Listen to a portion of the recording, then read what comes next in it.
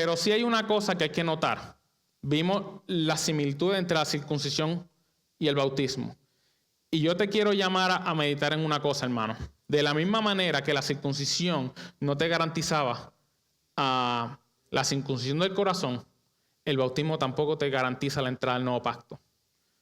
El bautismo es la entrada a la membresía de la iglesia. Pero mi hermano, te voy a decir una cosa. El hecho de que tú seas bautizado y miembro de esta iglesia no te garantiza que tú eres realmente salvo. ¿Qué es lo que te garantiza que tú eres salvo? Que tú estás viviendo según las obras de Abraham. Camina delante de mí y sé perfecto. Buenas tardes, hermanos. Dios les bendiga. Qué gozo estar aquí nuevamente compartiendo con la iglesia de Cristo, poder cantar el nombre del Señor, poder exaltar a Cristo, poder exaltar al Padre, exaltar al Espíritu Santo. Y gracias al Señor, ¿verdad?, por todas las bendiciones que nos da diariamente. Esta tarde tengo el privilegio de predicar la palabra del Señor. Vamos a estar continuando nuestra serie del libro de Génesis. Ya vamos para el capítulo 17. Entonces, hemos estado hablando a lo largo desde el capítulo 12 sobre Abraham, el patriarca, y el pacto que Dios estableció con Abraham. El pacto con Abraham es un pacto que se viene revelando y se va a continuar revelando a lo largo de 11 capítulos. Desde el capítulo 12 hasta el capítulo 22. Todo eso es la revelación del pacto de Dios con Abraham. Desde el capítulo 12 vimos que Dios le hace una promesa de un pacto a Abraham. Hasta ahora sabemos que Dios le ha prometido una gran descendencia y que le ha prometido una tierra. Luego en el capítulo 15 podemos ver que Dios, que Abraham tiene fe, su fe le es contada por justicia, y una vez Abraham, su fe le es contada por justicia, Dios formaliza el pacto con Abraham. Si recordamos la predicación del pastor Alejandro, donde vimos que se partieron los animales en dos y Dios caminó en medio de los animales, pero Abraham no. Entonces lo que sabemos hasta ahora de este pacto es que parece ser un pacto incondicional. Pero como dijimos anteriormente, este pacto se revela a lo largo de 12 capítulos, 11 capítulos. Y no podemos entender plenamente el pacto si nos quedamos en el capítulo 15. Y hoy vamos a ver un elemento nuevo que se introduce, que es la circuncisión. Y vamos a ver qué significa la circuncisión. Este sermón va a estar dividido en 3 partes. La primera parte va a constar de los primeros 3 versículos y es el Señor del pacto. Luego vamos a estar hablando de la señal del pacto y luego vamos a estar hablando, el Señor del pacto, la promesa del pacto y luego la señal del pacto. Versículos 1 al 3, el Señor del pacto. Versículos 4 al 8, la señal del pacto. Y versículos 9 al 14, la promesa del pacto. Y versículos 9 al 14, la señal del pacto. Pero antes de adentrarnos, vamos a encomendarnos al Señor para que Él nos guíe. Padre, te damos gracias por tus misericordias. Gracias, Señor, porque tú eres bueno. Gracias porque nos has traído con bien hasta aquí. Yo te ruego, Señor, que si hay algún hermano que aún viene de camino, tú le cuides, le traigas con bien. Yo te ruego, Señor, que tú me capacites. Yo reconozco mi insuficiencia, pero estoy muy consciente de que tú eres el Dios Todopoderoso, Señor, y aún a mí me puedes usar para poder exponer tu palabra y que los corazones puedan salir edificados de este servicio, Señor. Me encomiendo a ti y con tu ayuda voy a proceder, Señor. Rogamos estas cosas en el nombre de Cristo Jesús. Amén. Vamos a ir al libro de Génesis, capítulo 17. Libro de Génesis, capítulo 17 y vamos a leer los versos del 1 al 17. Al 14, perdón. Génesis 17, versos del 1 al 14.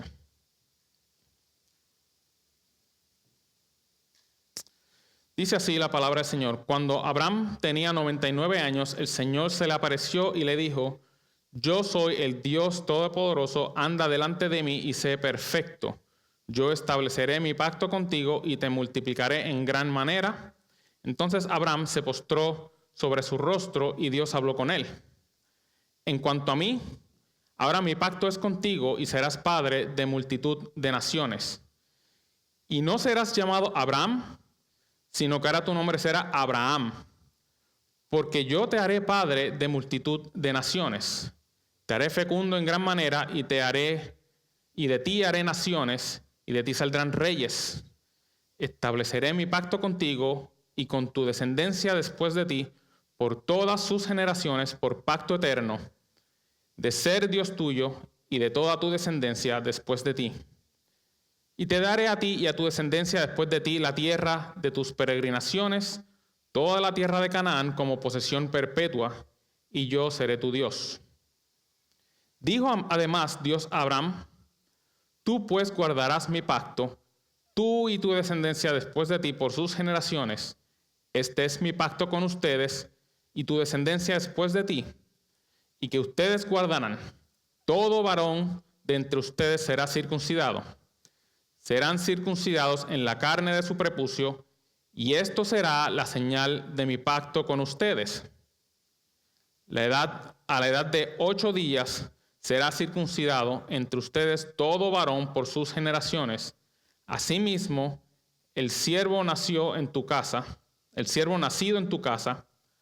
o que sea comprado con dinero a cualquier extranjero que no sea de tu descendencia. Ciertamente ha de ser circuncidado el siervo nacido en tu casa o el comprado con tu dinero. Así estará mi pacto en la carne de ustedes como pacto perpetuo. Pero el varón incircunciso que no es circuncidado en la carne de su prepucio, esa persona será cortada de entre su pueblo, ha quebrantado mi pacto. Como dijimos hace un momento, todo parecía ser hasta el momento que esto era un pacto completamente incondicional. Pero aquí lo que vamos a ver en este texto, no sé si han visto alguna vez alguna película donde la historia narrativa va en una dirección y de momento ocurre un cambio inesperado y ocurre algo que nadie se esperaba. Algo similar vamos a ver qué ocurre en este texto. Nuevamente, recuerden, no podemos entender el pacto abrahámico en el capítulo 15 sin ir también al capítulo 17. Y no podemos entender lo que se dice en el capítulo 17 sin el 15. Así es que vamos a ver cuál es la parte nueva que se revela aquí. Pero vamos a ir en orden. Primero, versículos 1 al 3, el Dios del pacto. Cuando Abraham tenía 99 años, el Señor se le apareció y le dijo: Yo soy el Dios Todopoderoso. Hermano, imagina esta escena, un hombre ya de 99 años. Hacía 24 años Dios le había prometido una gran descendencia y ya tiene 99. Todo parecía ser, humanamente hablando, que Dios se había olvidado de él. Pero el Señor se aparece a Abraham diciéndole: Yo soy el Dios Todopoderoso, o El Shaddai, es el nombre que se traduce aquí como el Todopoderoso, o el Omnipotente. Yo soy El Shaddai. A un hombre de 99 años, que quién diría que puede tener descendencia, el Señor le dice: Abraham, yo soy el Dios Todopoderoso, y le consuela. Pero no solamente eso, le dice: anda delante de mí y sé perfecto. Ahora, ¿qué significa andar delante del Señor y ser perfectos? Bueno, hermano, vemos el caso de Enoc. Enoc caminó con Dios. Enoc tenía una relación cercana con Dios.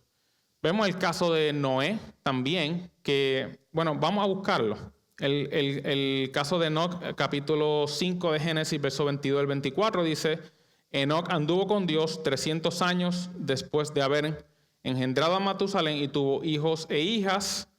El verso 24 dice, Enoc anduvo con Dios y desapareció porque Dios se lo llevó. Así que vemos que andar delante de Dios tiene la idea de tener una relación cercana con el Señor. También tiene la idea de ser irreprensible delante de los hombres. Mira lo que dice Génesis capítulo 6, verso 9. Estas son las generaciones de Noé. Noé era un hombre justo, perfecto entre sus contemporáneos. Noé siempre andaba con Dios. Así es que aquí la idea de ser perfecto y de andar con Dios tiene la idea de ser irreprochable. Era perfecto entre sus contemporáneos. Obviamente no estamos hablando de sin pecado, sino que estamos hablando de que la gente no tenga nada que señalarte y decir, eres culpable. Y también tiene la idea de vivir en obediencia a la ley de Dios, a los mandamientos del Señor. En el primer libro de Reyes, capítulo 2, versos 3 y 4, vemos que Dios le ordena a David y al linaje davídico que ellos tenían que ser obedientes a la ley, tenían que andar en la ley para que Dios bendijera el reino. Así es que ser perfecto y andar delante del Señor tiene la idea de una relación cercana con el Señor, de ser una persona de un buen testimonio, de ser irreprochable delante de los hombres y de guardar los mandamientos del Señor. Ahora, hermano, note que esto es exactamente lo que el Señor le pide a cada uno de sus discípulos. Mire el libro de Lucas, capítulo 9, verso 23, donde dice, y a todos les decía, si alguien quiere seguirme, niéguese a sí mismo, tome su cruz cada día y sígame. Así es que el llamado que Dios hace a la simiente de Abraham es el mismo llamado que Dios le hizo a Abraham. Anda delante de mí y sé perfecto. Es una vida de entrega a Dios y una vida en completa obediencia y en confianza al Señor. Note los paralelos. Niéguese a sí mismo y tome su cruz cada día. Tiene la idea de consagración. Sé perfecto. Sígueme. Es lo mismo. Anda delante de mí. Así que, hermanos, cada uno de nosotros somos descendientes de Abraham por la promesa. Y eso lo vamos a expandir más adelante.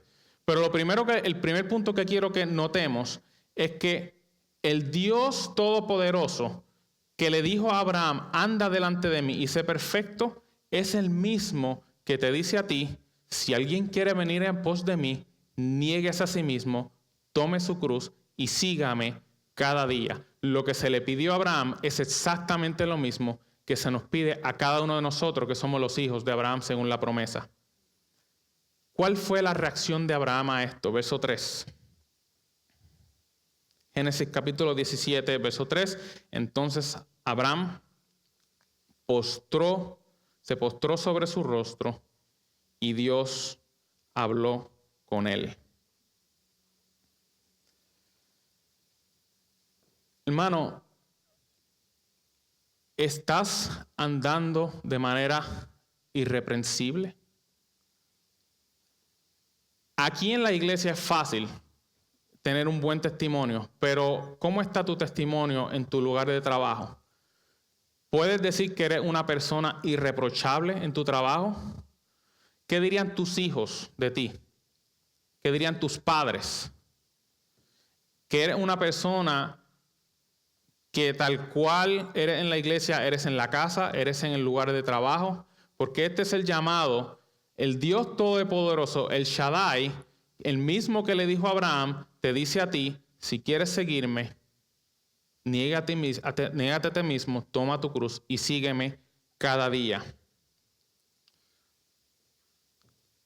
Pero también, hermanos, quiero que consideres aquí la manera como Dios se introduce, el Dios Todopoderoso. Lo que parecía ser imposible era posible porque es el Dios Todopoderoso. Hermano, es Dios el Todopoderoso en tu vida. En esos momentos cuando parece que no hay salida, en esos momentos cuando estás atravesando una enfermedad, tal vez tienes un familiar que está atravesando una enfermedad, tal vez estás teniendo dificultades en tu matrimonio, tal vez podrías estar angustiado por un familiar que no conoce al Señor. ¿Cómo reaccionas en esos momentos? Hermano, reacciona como reaccionó Abraham. Solamente pon tu rostro en tierra y adora al Señor. Reconoce que Él es el Todopoderoso, que tú no puedes controlar nada, pero descansa en Él. El Dios Todopoderoso tiene control de todas las cosas. No hay nada que se salga de su decreto divino. En momentos cuando estés angustiado, en momentos cuando podrías ver que no hay escapatoria, cuando podría el gobierno tomar decisiones que uno dice, ¿qué estamos viviendo ahora mismo? Hermano, recuerda que Él es el Shaddai, Él es el Dios Todopoderoso y no hay nada que sea difícil para Él. Una vez el Señor se introduce a Abraham como el Dios Todopoderoso, ratifica su pacto. Y vamos entonces a Génesis capítulo 17, versículos 4 al 8.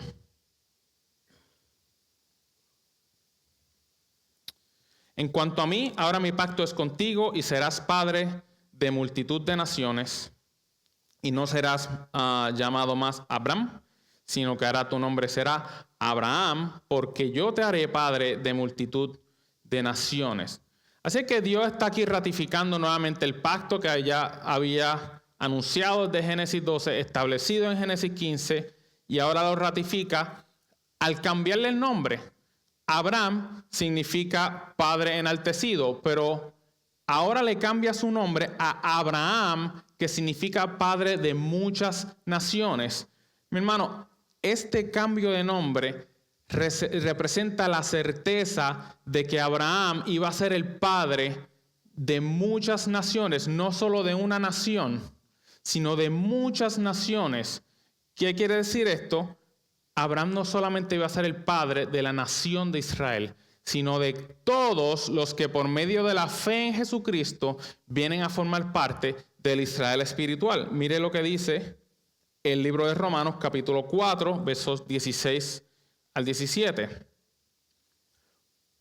Por eso es por fe, para que esté de acuerdo con la gracia, a fin de que la promesa sea firme para toda la posteridad, no solo a los que son de la ley, sino también a los que son de la fe de Abraham, quien es padre de todos nosotros. Así que, mi hermano, tú puedes llamarte hijo de Abraham porque la promesa no era solamente para la nación, Abraham y los descendientes terrenales de Abraham, sino que era para multitud de naciones.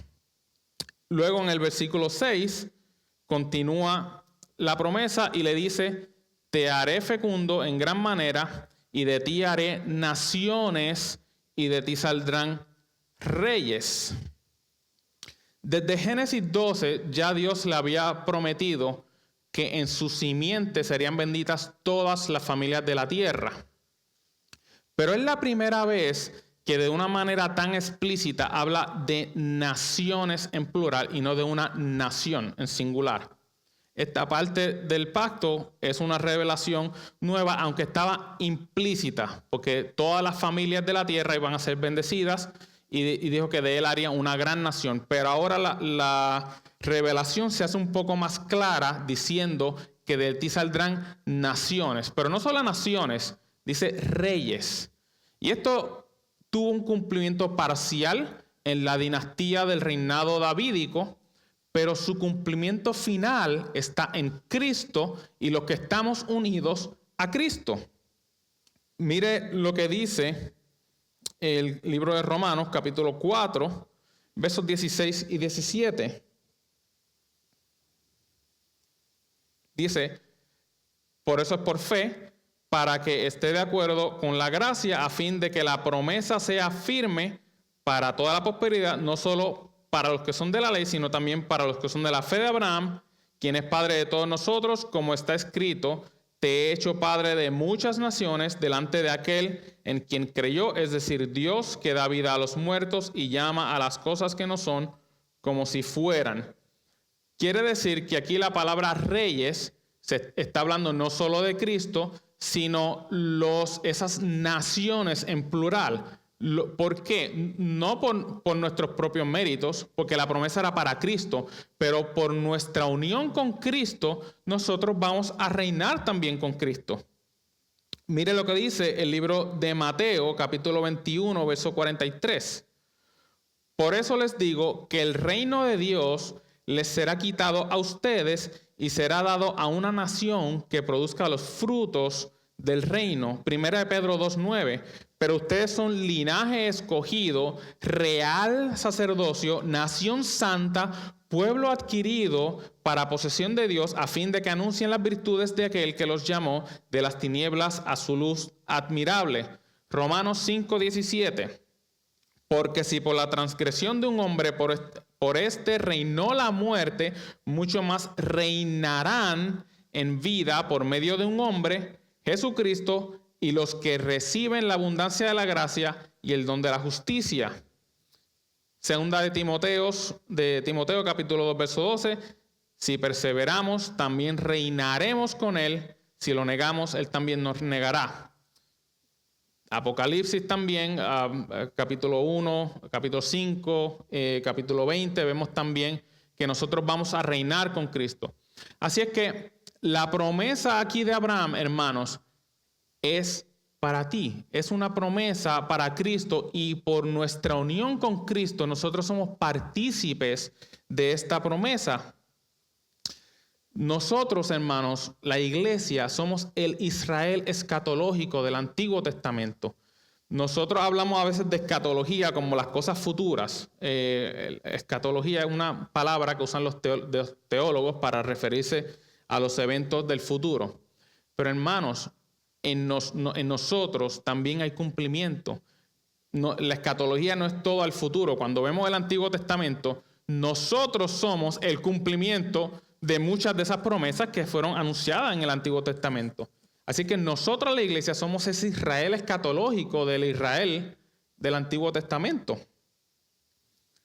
Vamos a volver al texto en Génesis, y me voy a saltar intencionalmente el versículo 7, porque de ahí vamos a volver hacia atrás. Pero vamos a ir al verso 8 para continuar hablando de la promesa. Vimos que se prometió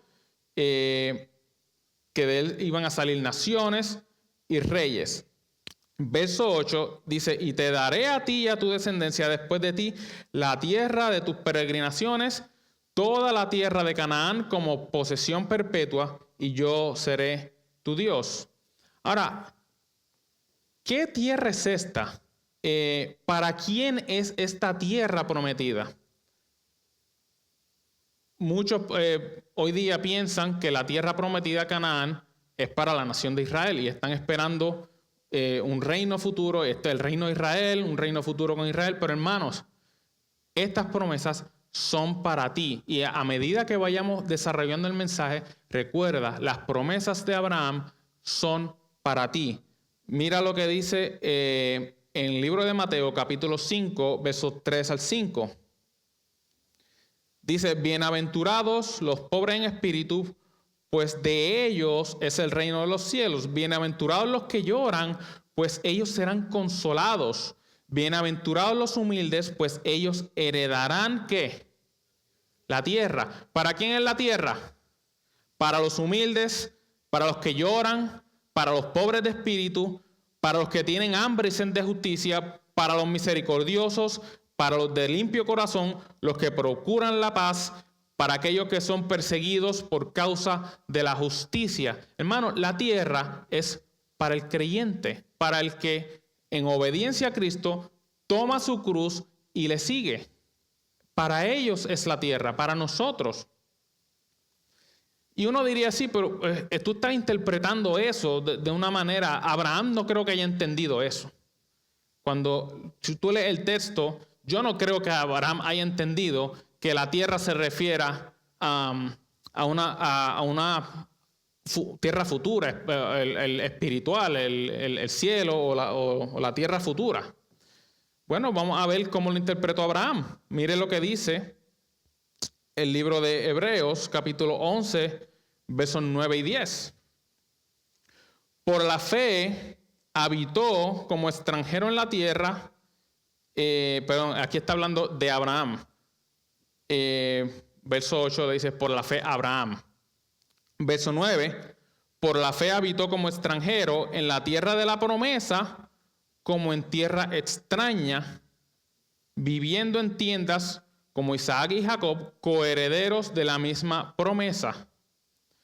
Note de hecho que se le llama una y otra vez al pacto de Abraham como la promesa. Y de esto lo vamos a elaborar más adelante en el mensaje, pero no pierda esto de vista. Lo va a ver una y otra vez, versículo tras versículo, que el pacto a Abraham le llama la promesa. Y esto tiene mucha importancia y lo vamos a ver más adelante. Pero aquí está diciendo que Abraham, Canaán para él fue una tierra extraña. Abraham nunca poseyó Canaán. ¿No cumplió Dios su promesa con él? Claro que sí. Mire los versos 13 al 16. Todos estos murieron en la fe sin haber recibido las promesas, pero habiéndolas visto desde lejos y aceptado con gusto, confesando que eran extranjeros y peregrinos sobre la tierra, porque los que dicen tales cosas claramente dan a entender que buscan una patria propia. Y si en verdad hubieran estado pensando en aquella patria de donde salieron, habrían tenido oportunidad de volver. Pero en realidad anhelan una patria mejor, es decir, la celestial, por lo cual Dios no se avergüenza de ser llamado Dios de ellos, pues les ha preparado una ciudad. ¿Cuál era la ciudad que estaba esperando Abraham? ¿Cómo interpretó Abraham la promesa que le hizo de la tierra de Canaán? Como una ciudad celestial. Para Abraham, ese pedazo de tierra de Canaán no era la promesa, iba más allá que eso. Dios no incumplió los términos que le había hecho a Abraham. Dios no faltó a su promesa. Dios le dio la promesa, pero la Canaán era una Canaán celestial. Ahora, ¿qué es Canaán? Ya vimos que no es ese pedazo de tierra. ¿Qué es Canaán? Mire el libro de Romanos, capítulo 4, verso 13. Romanos 4, 13. Porque la promesa, nuevamente, la promesa a Abraham, la palabra promesa nuevamente, porque la promesa a Abraham o a su descendencia de él, de que él sería heredero de ¿qué? Del mundo. Pero no era una tierra, Canaán. No, aquí dice que Canaán se refiere a ¿qué? Al mundo. De que sería heredero del mundo no fue hecha por medio de la ley, sino por medio de la justicia de la fe. Hermanos, la promesa de Canaán es la promesa de cielo nuevo y tierra nueva. Es el mundo renovado. Mire lo que dice 2 de Pedro, capítulo 3, versos 12 y 13. Esperando y apresurando la venida del día de Dios, en el cual los cielos serán destruidos por fuego y los elementos se fundirán con intenso calor, pero según su ¿qué? Promesa, según el pacto de Abraham, nosotros esperamos nuevos cielos y nueva tierra en los cuales mora la justicia. Y esto es precisamente el cumplimiento de la promesa de la renovación de la tierra que se ve en el capítulo 66 de Isaías. Y para finalizar con esta explicación de qué es Canaán, mire Apocalipsis capítulo 21, verso 1. Entonces vi un cielo nuevo y una tierra nueva, porque el primer cielo y la primera tierra pasaron y el mar ya no existe.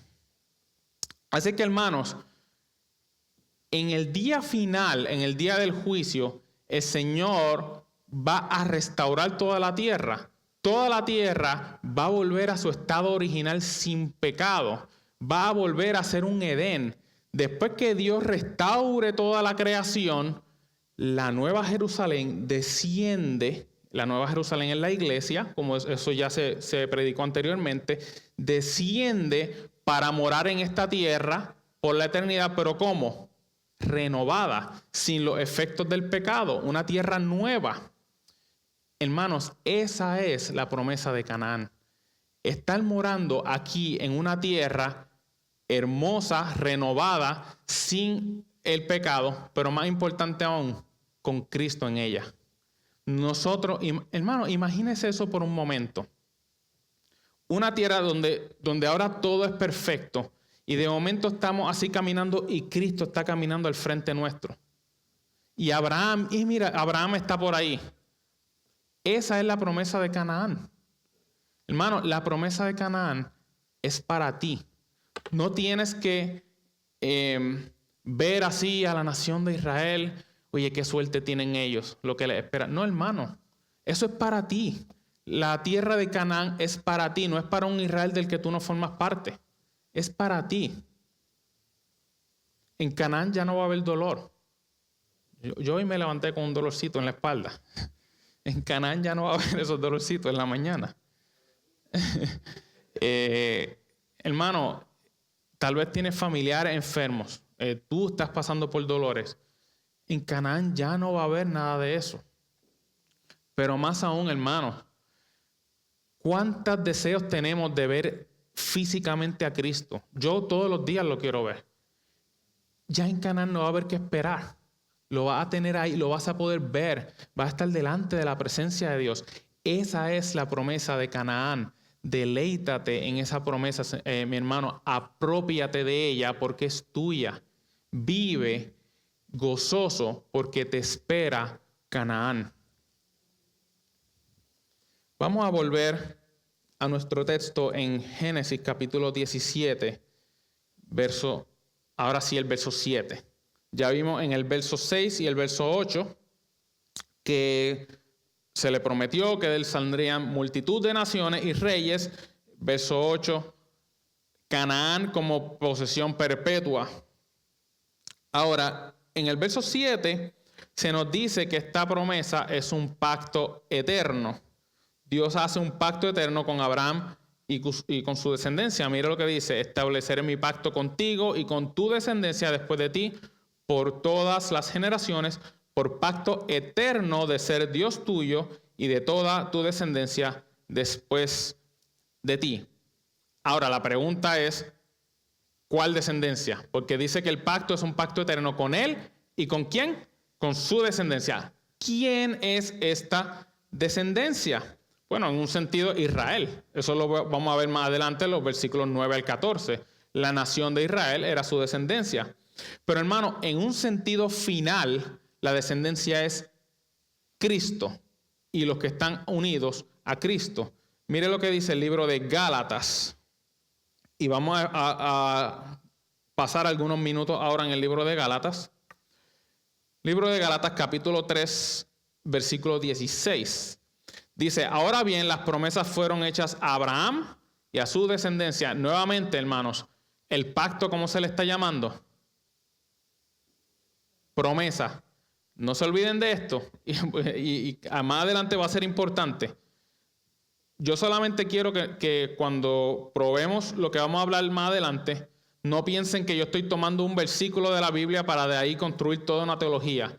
Estamos viendo que todo el Nuevo Testamento al pacto abrahámico le llama como promesa. Es una promesa.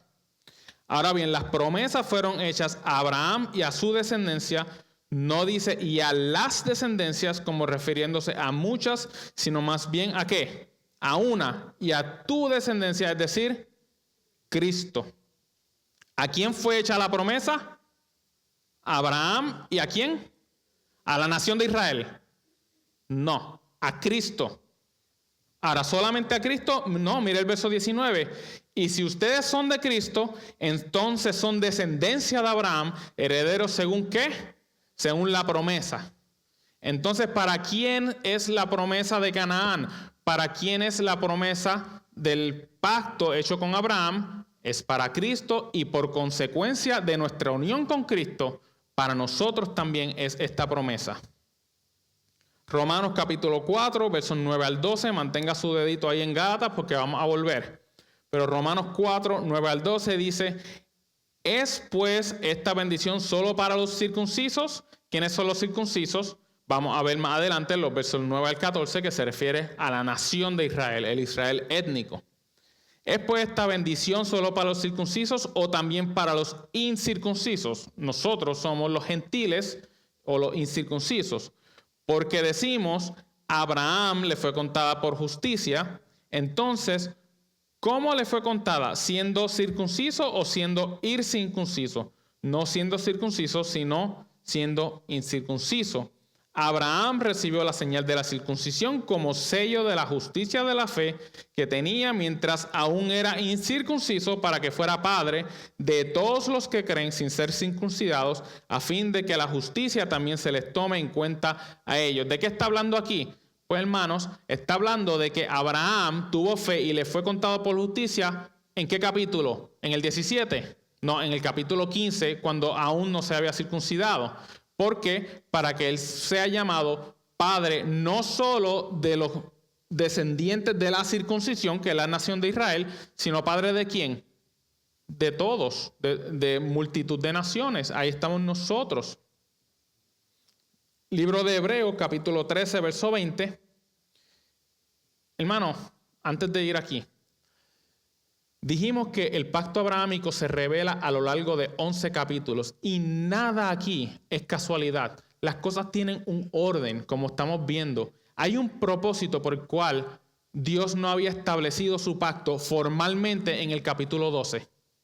Hay un propósito por el cual los animales son cortados y Dios pasa en medio de ellos en el capítulo 15, después que él tiene fe.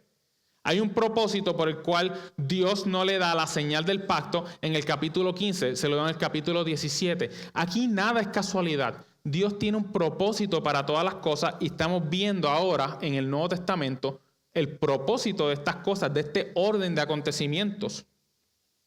Hebreos 13, capítulo 13, verso 20. Y el Dios de paz que resucitó de entre los muertos y a Jesús nuestro Señor, el gran pastor de ovejas, mediante la sangre del pacto eterno. Vamos a volver, hermano, al libro de Gálatas, capítulo 3. Y vamos ahora a expandir un poquito más lo que hablábamos del asunto del pacto de la promesa. Gálatas, capítulo 3, versos 15 al 29. Versos 15 y 16 dice, hermanos, hablo en términos humanos. Un pacto, aunque sea humano, una vez ratificado, nadie lo invalida ni le añade condiciones.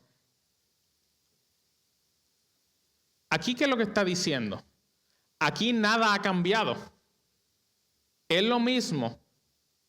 Así que lo que estamos haciendo aquí no es una reinterpretación del pacto. El pacto siempre significó eso. ¿Ok? Siempre nadie le añade condiciones a un pacto después. No es que Dios, después que lo estableció, no, eso no significa eso, va a significar otra cosa. No, el pacto siempre significó esto. Ahora bien, las promesas fueron hechas a Abraham y a su descendencia. No dice y a las descendencias como refiriéndose a muchas, sino bien a una y a tu descendencia, es decir, Cristo. Versículo 17. Lo que digo es esto, la ley que vino 430 años más tarde no invalida un pacto ratificado anteriormente por Dios como para anular la promesa. ¿Qué es lo que está diciendo aquí?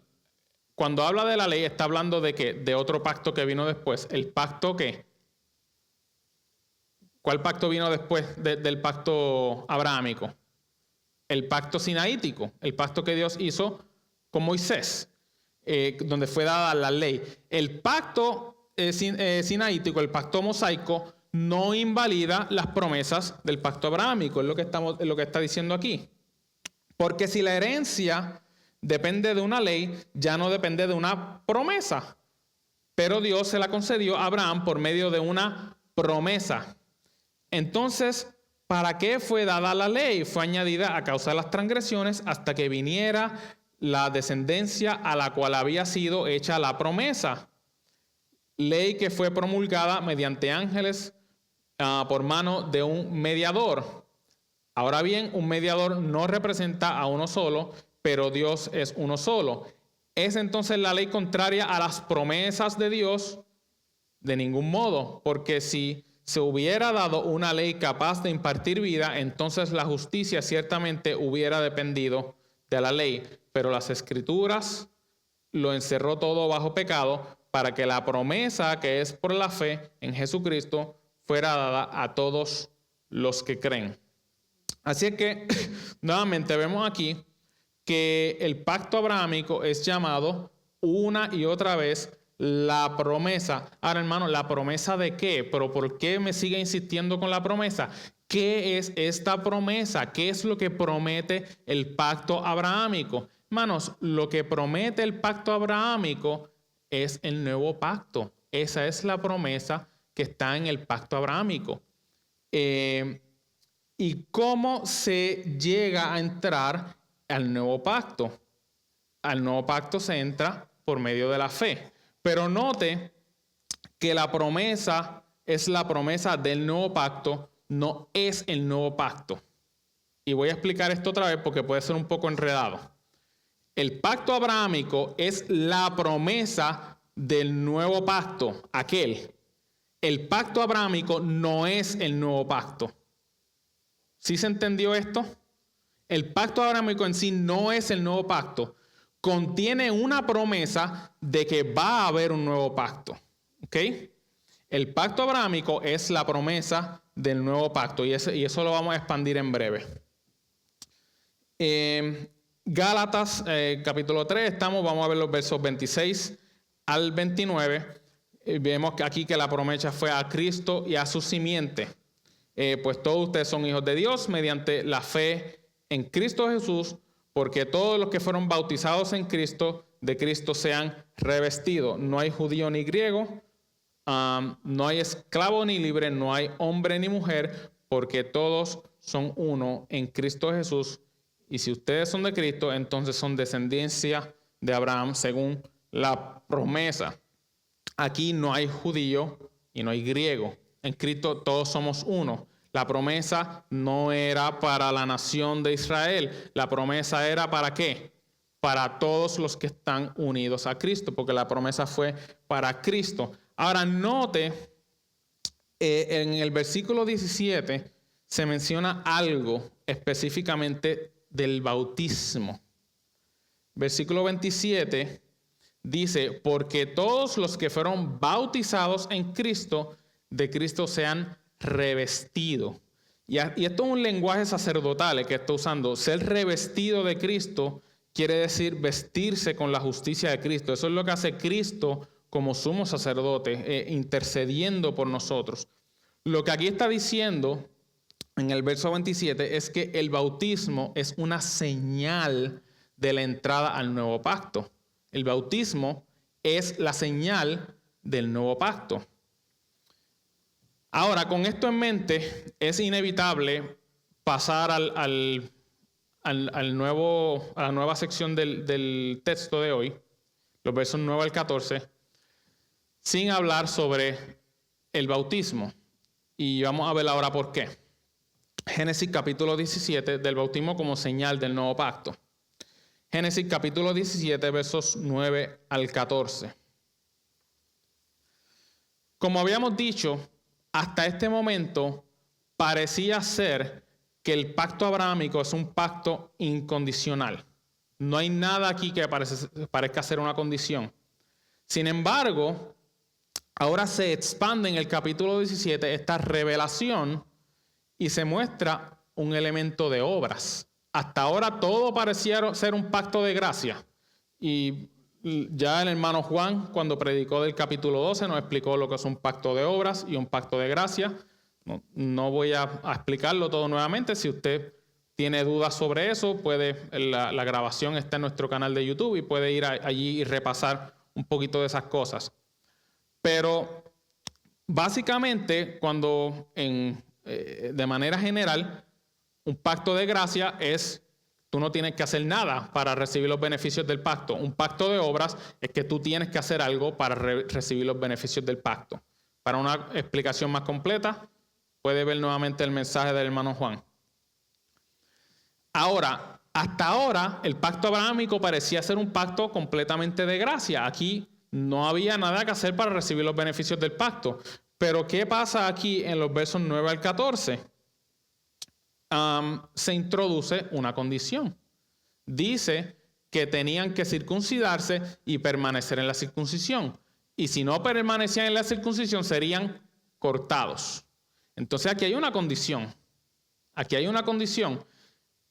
Pero ¿por qué en el capítulo 15 Dios hace un pacto incondicional para Abraham? Hermanos, porque el pacto abrahámico era incondicional para Abraham, pero era condicional para su descendencia.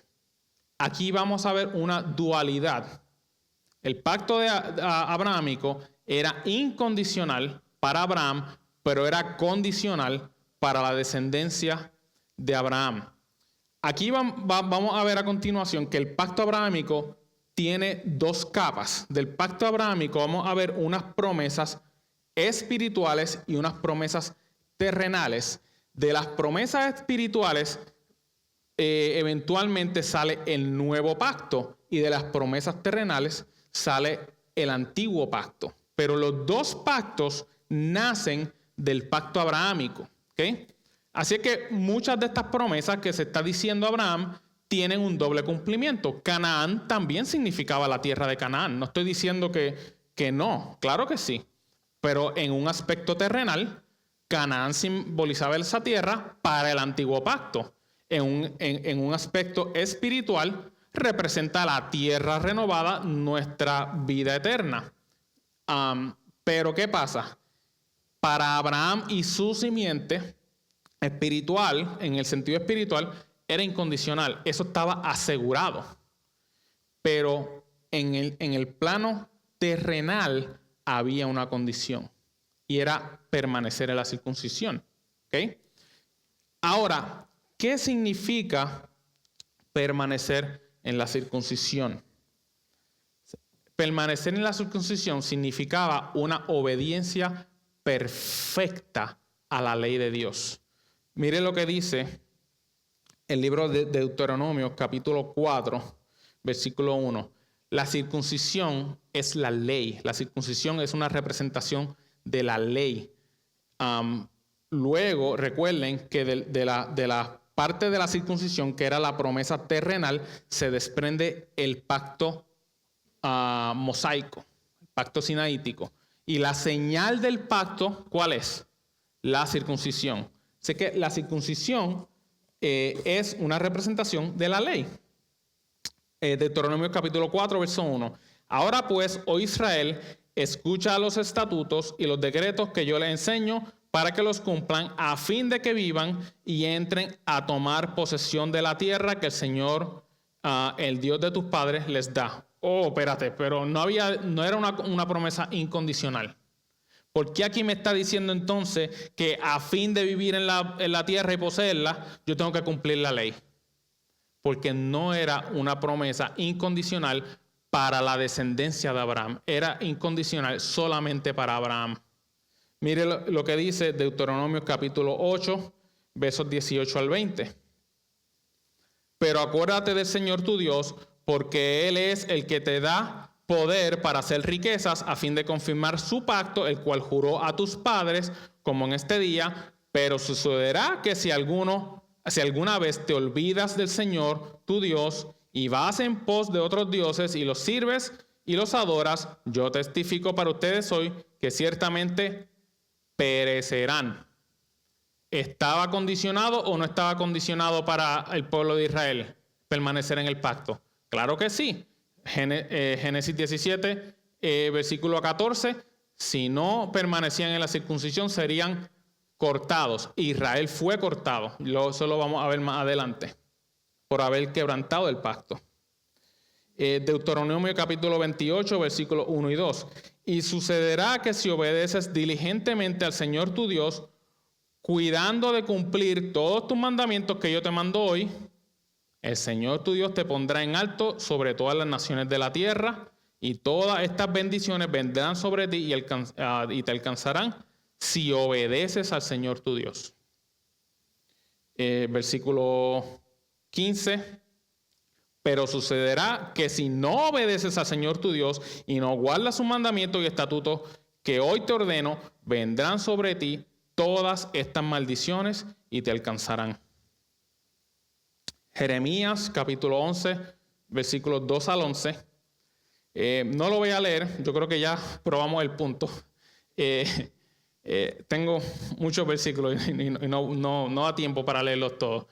Pero yo creo que está claro que Israel, la promesa no era incondicional para Israel, para la nación de Israel. La circuncisión era la señal de la ley. Cuando dice que tenían que permanecer en la circuncisión para poder obtener la promesa, significa que tenían que ser obedientes a la ley. Eso es un pacto de obras para Israel.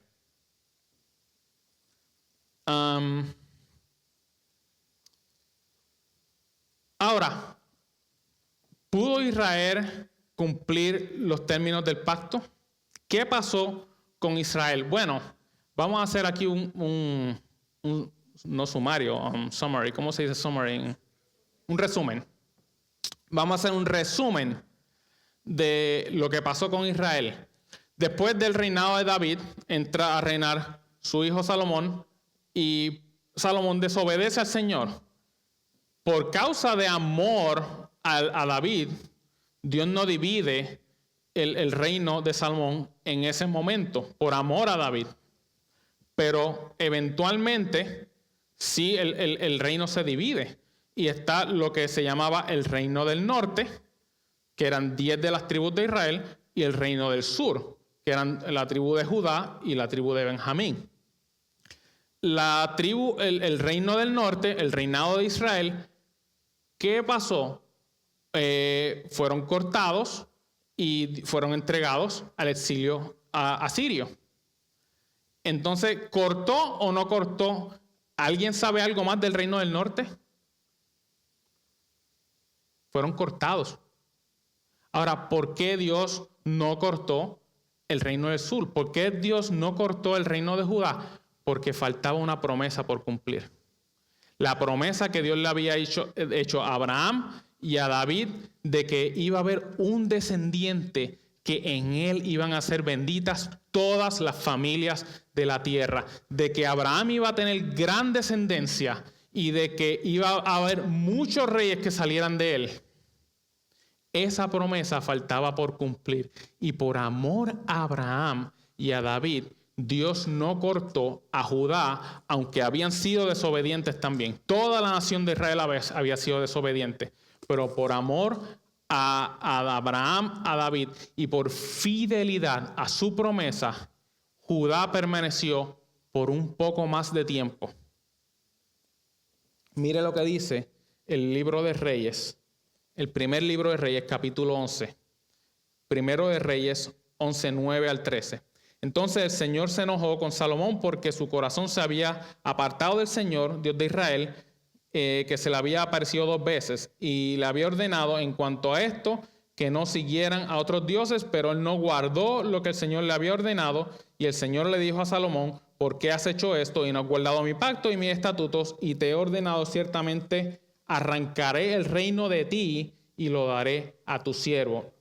No tenemos tiempo para ver los otros versículos. Puede buscar el segundo libro de Reyes, capítulo 8, verso 19, segundo Samuel 7, 11 y Lucas 1, 31 al 32.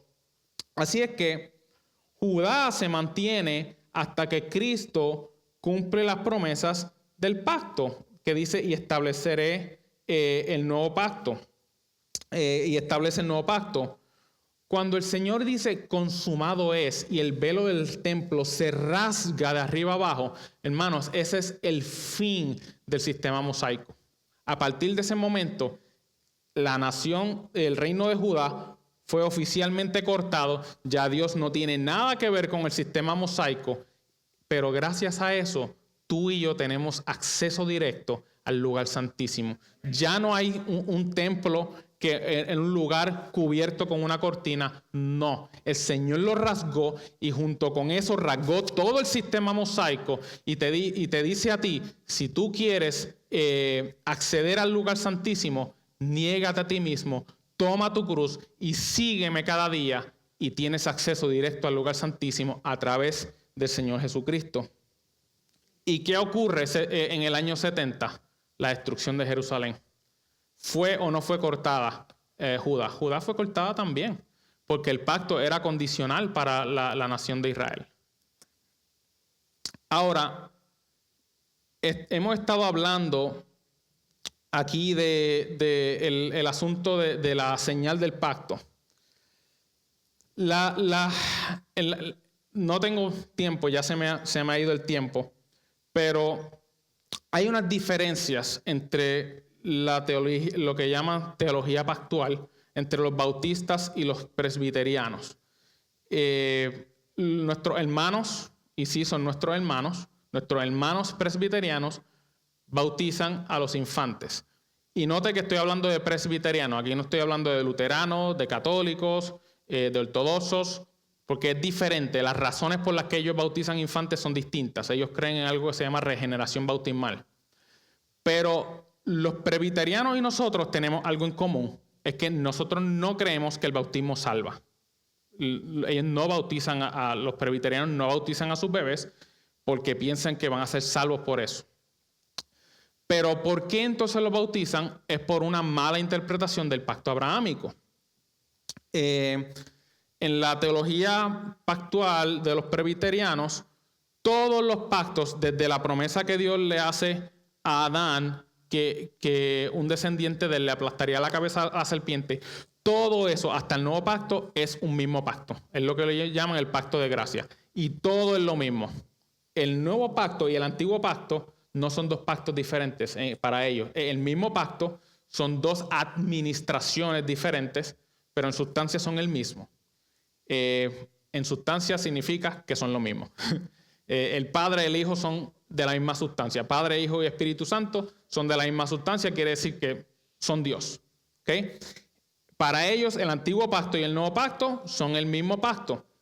Por esa razón, la señal del pacto, que era la circuncisión, y la señal del nuevo pacto, que es el bautismo, la administran de la misma manera, al nacer. Esa es la razón por la cual nuestros hermanos presbiterianos bautizan a sus infantes. Ahora, ¿cuál es el problema con esto? Mire lo que dice Efesios capítulo 2, verso 12. Recuerden que en este tiempo ustedes estaban separados de Cristo, excluidos de la ciudadanía de Israel, extraños a los pactos, singular o plural, plural, de la promesa, singular o plural, singular, los pactos en plural de la promesa en singular. ¿Qué es lo que está diciendo aquí? Todos los pactos del Antiguo Testamento, los pactos contenían una promesa. Y esto no es algo que yo estoy sacando de este versículo. Corrimos el Nuevo Testamento entero y vimos que al pacto abrahámico se le llama la promesa en todos los lugares. Pero no solo es el pacto abrahámico, es los pactos. Todos los pactos del Antiguo Testamento son una promesa. ¿Y cuál es la promesa? El nuevo pacto. Pero ¿esos pactos son el nuevo pacto? No. Son una promesa de que iba a venir un mejor pacto. El problema con el sistema teológico de nuestros hermanos presbiterianos es que ellos entienden que son el mismo pacto, pero no son el mismo pacto. ¿Por qué? Porque el nuevo pacto es un pacto hecho sobre mejores promesas y es un pacto con una nación de Israel espiritual. Y yo estoy de acuerdo con los hermanos presbiterianos en una cosa. La señal del pacto, que es el bautismo, se efectúa al nacer. Y aquí es donde los pastores me agarran uno por un brazo, otro por el otro y me sacan del púlpito.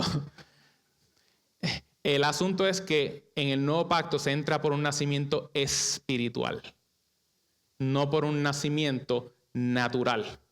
Entonces, el antiguo pacto fue hecho con una nación ¿qué? Natural. Se efectuaba al nacer naturalmente. Este es el nuevo pacto en mi sangre. El nuevo pacto es ¿para quién? Para los que están en la sangre de Cristo. Entonces, solamente efectuamos la señal del pacto ¿a quién? A quien nace en Cristo. Entonces sí estamos de acuerdo en la señal del pacto del bautismo, la circuncisión era la señal del pacto. Y hay más similitudes entre, no tengo tiempo para verlo, pero mire, en Génesis 17:11 vemos que la circuncisión era la señal del pacto. Vemos que era un compromiso de obediencia a la ley. Esto se imponía sobre los infantes al nacer, no era una decisión que ellos tomaran. Y vimos que también en la circuncisión, eso está en Deuteronomio capítulo 10, versos 16 y Jeremías 4:4, mostraba la necesidad de la regeneración por medio de una circuncisión mayor, que era la circuncisión del corazón. Dice, circunciden pues su corazón y no sean más tercos. Jeremías 4:4, circuncídense para el Señor y quiten los prepucios de sus corazones. Entonces, la circuncisión simbolizaba tres cosas. Señalaba la entrada del pacto, compromiso de obediencia a la ley y simbolizaba la necesidad de una circuncisión mayor, la del corazón. El bautismo también significa tres cosas. Es la señal de entrada del nuevo pacto, Colosenses 2, 11 al 12, Romanos 6, 3 y 4 y Mateo 28, 19 y 20. También es un compromiso de obediencia, en este caso un compromiso de obediencia a Cristo, Romanos 6, 3 al 4, Colosenses 2, 11 y 12. Representa la muerte de la vida a pecado y la resurrección a una nueva vida de obediencia, de consagración al Señor. Y también representa ¿qué? La circuncisión del corazón, el lavamiento de la regeneración. Tito 3:5 nos salvó no por obras de justicia que no hubiéramos hecho, sino conforme a su misericordia por medio del lavamiento de la regeneración y la renovación del Espíritu. Hechos 22:16 y Efesios 5:25 al 26. Así que no vamos a negar que sí hay unos paralelismos entre la circuncisión y el bautismo. Son obvios, son evidentes. Pero eso no significa que una cosa equivale a la otra. Otra cosa en la que estamos de acuerdo, los bautistas y los presbiterianos, es que ni la circuncisión ni el bautismo salvan. La circuncisión no garantizaba la entrada al pueblo de Dios. Romanos 9, 6 al 8 aclara que no todos los descendientes de Abraham son hijos, sino que son hijos de la promesa. A los hijos de la promesa son contados como descendencia. Así que la circuncisión tampoco salvaba. En eso estamos de acuerdo, presbiterianos y bautistas. El bautismo tampoco garantiza la regeneración. ¿Okay? Y en eso también estamos de acuerdo. Primera de Juan 2:19, ellos salieron de nosotros, pero en realidad no eran de nosotros, porque si hubieran sido nosotros, habían permanecido con nosotros. Ahora, para terminar, hermanos, sí vemos unas similitudes aquí entre la circuncisión y el bautismo, pero vimos que realmente una cosa no equivale a la otra, porque una era la señal de un Israel terrenal y otra de un Israel espiritual. Pero ¿cuál es el problema más grande que yo veo con el bautizar a los infantes, con este mal entendimiento del pacto abrahámico? Número uno, antes de eso necesito explicar. Los presbiterianos no creen que estar en el pacto equivale a ser salvo. ¿Por qué? Porque al ellos ver que todo un pacto, en el antiguo pacto, ser circuncidado el corazón y ser circuncidado en la carne era distinto. Tú podías ser circuncidado la carne y no ser salvo. Pero en el nuevo pacto es distinto, porque en el nuevo pacto es un pacto donde todos los que están en el pacto conocen al Señor. Ahora, ellos no creen eso, porque ellos creen que es el mismo pacto. Entonces ellos creen que tú puedes estar en el pacto y no ser salvo. Por eso bautizan a los niños. Ahora, ¿cuál es la inconsistencia aquí? Estar Aquí vemos que una persona está en Cristo o está en Adán. No hay otra opción. Tú estás en Cristo o estás en Adán. Si tú bautizas a un infante, quiere decir que está ahora en el nuevo pacto, según nuestros hermanos presbiterianos, pero él sigue en Adán. Y estar en Adán es estar bajo el antiguo pacto. Eso es una terrible inconsistencia. ¿Cómo tú puedes estar en Adán bajo el antiguo pacto y declarar a alguien estar en el nuevo pacto? Eso es una inconsistencia. Pero peor aún, hace que sea ineficaz el sacerdocio de Cristo. Porque si tú estás en el nuevo pacto, quiere decir que Cristo está intercediendo por ti. Cristo intercede por los suyos. Y si un infante es bautizado y después no se salva, Cristo fracasó en su sacerdocio. Y eso yo no lo puedo aceptar. Yo no puedo aceptar una teología que me dice que yo estoy bautizando a un infante, que Cristo está intercediendo por él, pero a lo mejor no se va a salvar. Yo no puedo aceptar eso. Y por eso yo soy bautista. Entonces, hermanos, para terminar, un par de aplicaciones. El pacto abrahámico encuentra su cumplimiento pleno en Cristo.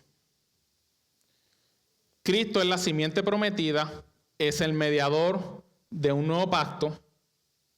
Y como bautistas nosotros entendemos que el antiguo pacto, el pacto de gracia es el nuevo pacto, pero el pacto abrahámico no es el mismo nuevo pacto. Son dos cosas diferentes, por lo tanto, la señal del pacto no se aplica de la misma manera en el nuevo pacto. Pero sí hay una cosa que hay que notar. Vimos la similitud entre la circuncisión y el bautismo. Y yo te quiero llamar a meditar en una cosa, hermano. De la misma manera que la circuncisión no te garantizaba la circuncisión del corazón, el bautismo tampoco te garantiza la entrada al nuevo pacto. El bautismo es la entrada a la membresía de la iglesia. Pero mi hermano, te voy a decir una cosa. El hecho de que tú seas bautizado y miembro de esta iglesia no te garantiza que tú eres realmente salvo.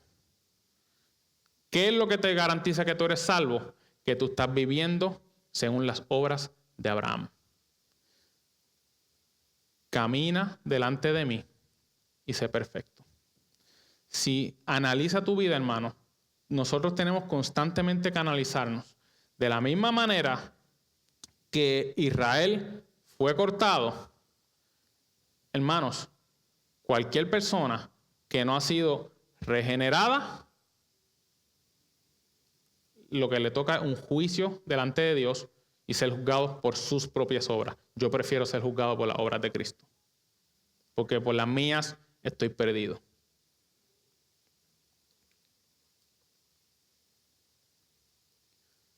Segunda aplicación, hermano, las promesas del pacto abrahámico son para ti que has tenido fe en Cristo. Nosotros somos los descendientes de Abraham. Nosotros somos el verdadero Israel. Hermano, Canaán es para ti. La vida eterna, la promesa de Canaán es para ti. Que no se te vaya la ilusión viendo a la nación de Israel. Oye, pero qué suerte tienen ellos. Todo lo que les toca. No, hermano, eso es para ti. Gózate en eso. Pero no solamente eso. No hagas de Israel un becerro de oro. Porque hoy muchos cristianos ven a la nación de Israel como la intocable. Hay conflictos mundiales. Israel siempre tiene la razón. No importa lo que ellos hagan, ellos siempre tienen la razón porque son el pueblo de Dios. No. Ellos fueron cortados ya. Ellos fueron cortados. Estas promesas son para ti. No hagas de Israel un becerro de oro y no utilices los periódicos como un comentario bíblico para ver las profecías bíblicas. No. Israel no es el reloj de Dios. No. Eso no está en ningún lugar de la Biblia. Yo sé que muchos de nosotros crecimos escuchando esas cosas, pero la Biblia no dice eso en ningún lugar. Y en último lugar, si no estás en Cristo, estás en Adán. Estás en Adán. Y si estás en Adán, lamento decirte que un día vas a ser juzgado por tus obras, buena suerte con eso. Porque todos hemos quebrantado perfectamente la ley. Todos diariamente quebrantamos los mandamientos del Señor.